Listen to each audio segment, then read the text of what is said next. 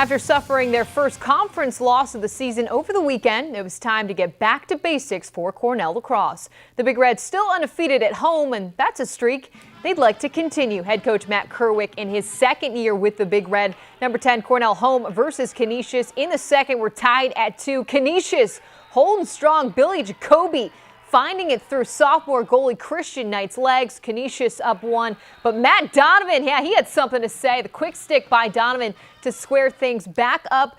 And later, Connor Busick, look at the power. That one of his 3 goals on the night, and Cornell's charge was not over. This time, Busick driving, then John Hogue waiting in the wings. Bam! The Big Red double up on Canisius, 12-6. Cornell improves to 8-3 on the year. Next up for the Big Red, Hofstra Saturday home at Shokoff Field. In high school girls lacrosse, Corning out at Ithaca in the first half. Corning, they were going out strong. Morgan Hogue right inside the crease. The senior scores. Corning up by 2. Then teammate Catherine Quinlan, she would be bobbing and weaving. Number 17 dominates her way inside for the goal.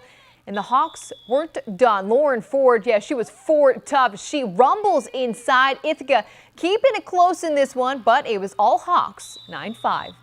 And more from the turf. Corning boys lacrosse having a schedule update tonight. The Hawks will now host UE tomorrow at 7:30. Originally, this one was set for UE's Ty Cobb Stadium, but the field conditions, they weren't in check. So Corning coming off a win over Binghamton yesterday. Again, tomorrow night's game is scheduled for 7:30 at Memorial Stadium. Well, at Dunfield, the rain wasn't stopping Elmira. The Soaring Eagles hosting Penn College of Technology. Pitcher Alex Tallene leaning in on that one for the K. The throw out at second. That wouldn't fly, but Elmira getting the defense going. Next batter and the next out. Bryce Plant launches it to first. That your third out. And Elmira, they'd aimed the threat. Bottom one now. 2 ducks on the pond. Joe Kidd sending them home. Hayden Rothenberg and Edison grad Dylan Bellinger giving Elmira the 2-run lead. Now next inning. Runner on third for Penn Tech. The chopper up the middle here. Tallene with the throw to home, he'd be out. Then Brian Waymeyer to Bellinger. The Eagles, they'd land the double play. Elmira still waiting on their first win, though, as the Soaring Eagles slide 5-3. And congrats to Cornell's Brian McAfee. He's the Ivy League Pitcher of the Week for the second time this year.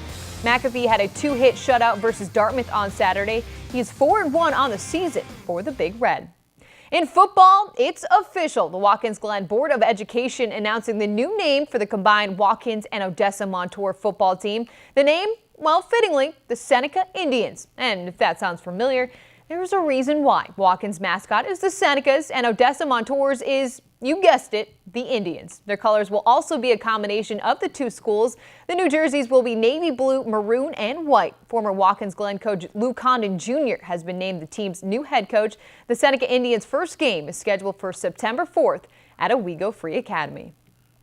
In hockey, New York versus New Jersey. The Rangers in contention for the President's Trophy. First period, the Blue Shirts take the face-off, and they don't look back. Kevin Hayes snaps it past the Devils. Take another look. Yeah, it looks pretty good. Be 1-0 Rangers. Then, still in the first, the Rangers up on the power play, and they'd have some time. And Ryan McDonough, he's got some skills. McDonough, the Rangers, what a performance this season. It's the first time since 1994 New York winning the President's Trophy. The Blue Shirts tying a franchise record with 52 wins this season. The playoffs for the Stanley Cup begin next week.